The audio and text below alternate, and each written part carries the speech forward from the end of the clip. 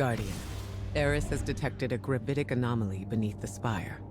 She thinks it's a ritual chamber. We call that the Arcane Oubliette. Savathun stores all kinds of drooling goons in there. Warm bodies for her magical experiments. If you want to feed blood and guts to your discount hive god, that's the place to do it.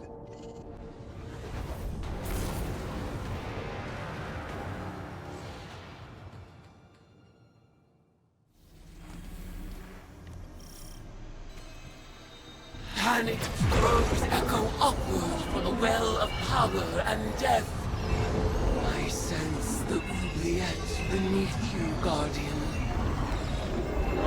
Assemble in the ritual space, and we shall harvest the fruit of Savathun's foul experiments as our own. After I resurrected Savathun, she was dying to learn about her new light. But she needed test subjects to experiment on. Same way you use the poor slobs in Gambit for target practice. Listen to this. I named this chamber the Oubliette, after a human invention. A prison where the only exit is the ceiling, just out of reach.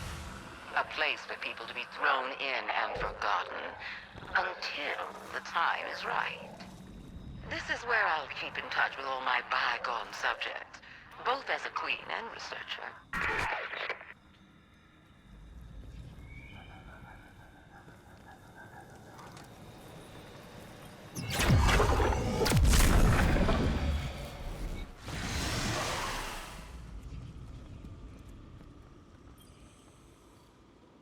Do you feel it?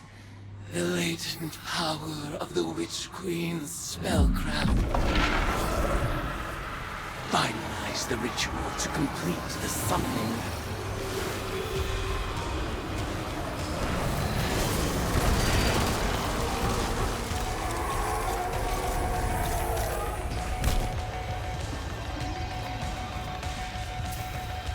Your tides flow through me like a surge of hot blood. Where are these subjects being summoned from? Some kind of suspended animation?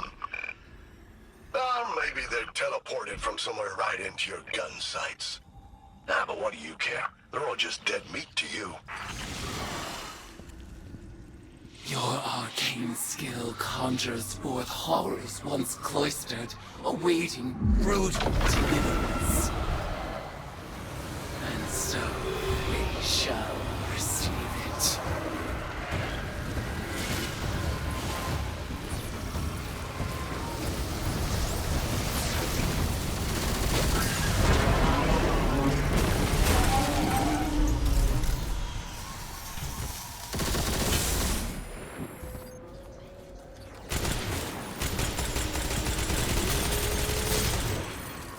I feel in your tides the fear and anguish of our foes.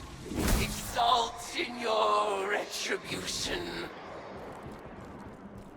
You know why the boss is so much better at magic than you? It's because she's not afraid to make the tough choices. Listen.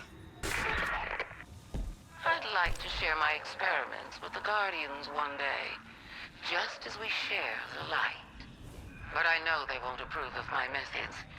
They love omelets, but hate breaking eggs. Maybe participating in my rituals will expand their provincial sense of morality. Your arcane skill expands with each ritual you complete. Our powers will grow in tandem until we are ready to challenge the god of war herself.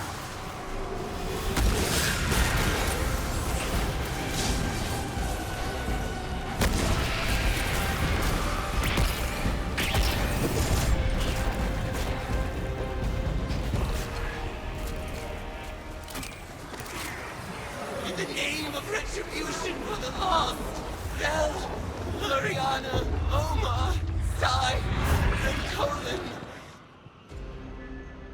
Tide Unto me, Acolyte. Ayat. Guardian, the value of the magic you've unearthed here is undeniable.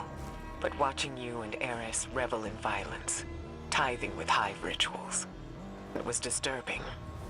Like it or not, your witch is gonna need a lot more tithes before she's powerful enough to challenge Sotw. So, go ahead, sport. Make a mess. Enjoy yourself. Welcome to the Hive. It's hard not to feel that this is my responsibility.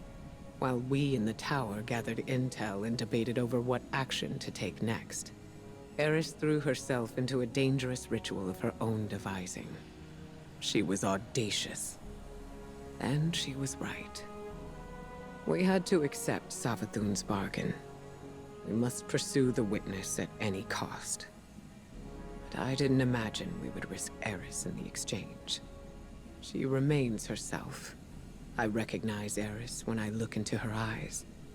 She wears her new form like a suit of armor, but she speaks of whispers calling to her from the deep, and I have no assurance she can resist them forever. You must embrace the Hive rituals as she did. Offer your tithes so that she may gain the power she desires, and quickly. Commit yourself to her, Guardian. I believe it is in everyone's best interest to keep her metamorphosis as brief as possible. Hive magic reveals itself in precise shapes. They follow the same lines and the same means. And yet our rituals still hold many secrets. Cards have scattered in the wake of your oblations. Our bond made manifest. I call them the Deck of Whispers. And they do whisper. Each of their ideograms appears to carry the weight of symbolism. Do not fault them for the forms they take. They are reflections of the real, and as opaque as the natures of their referent. We will interpret their configurations, divine their use. They may hold many meanings, alone and in conversation. As with all Hive magic, they ask us to separate the true from the dead. We will do so. Greetings, Guardian.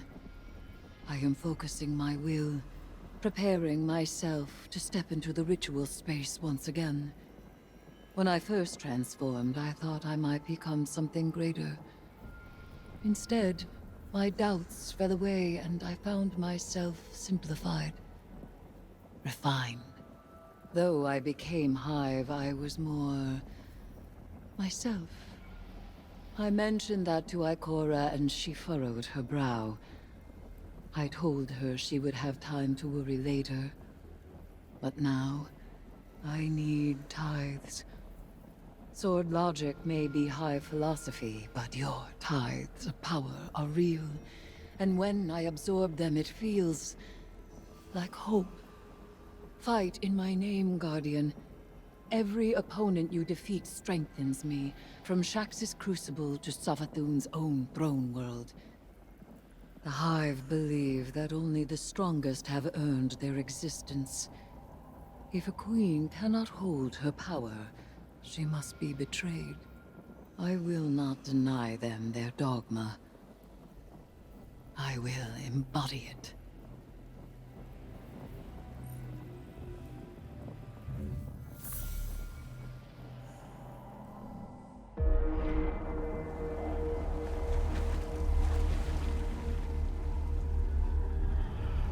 The sword logic.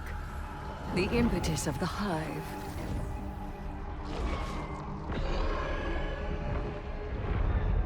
Oryx, the Taken King, brother to Savathun and Xivu Arath, sought whispers from the worms of fundament and dredged this truth from the deep. All things must prove their right to exist. The rest will die in terror.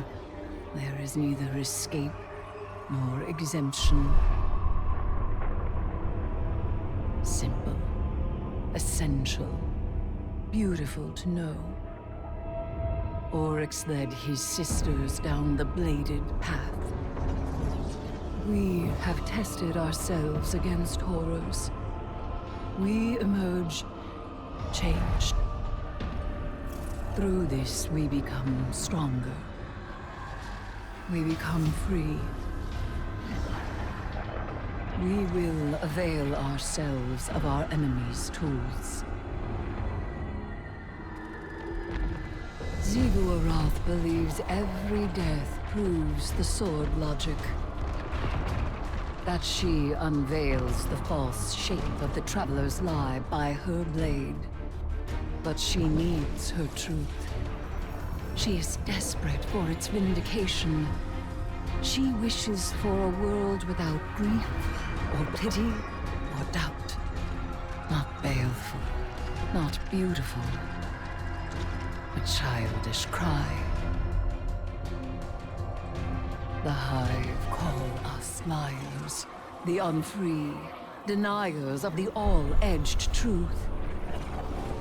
But I take the power the sword logic offers not out of desperation, but desire. For Crota.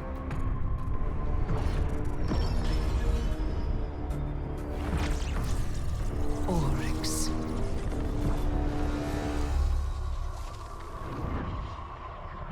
Savathun. I wield their killers as a knife. The Hive know this truth as well as any logic. I am here, and they are not. Ayat. Ow! Fuck! No! Get the fuck back here! No! Whoa! Shit! Oh god, no, I'm gonna die. Sack this entire fucking place.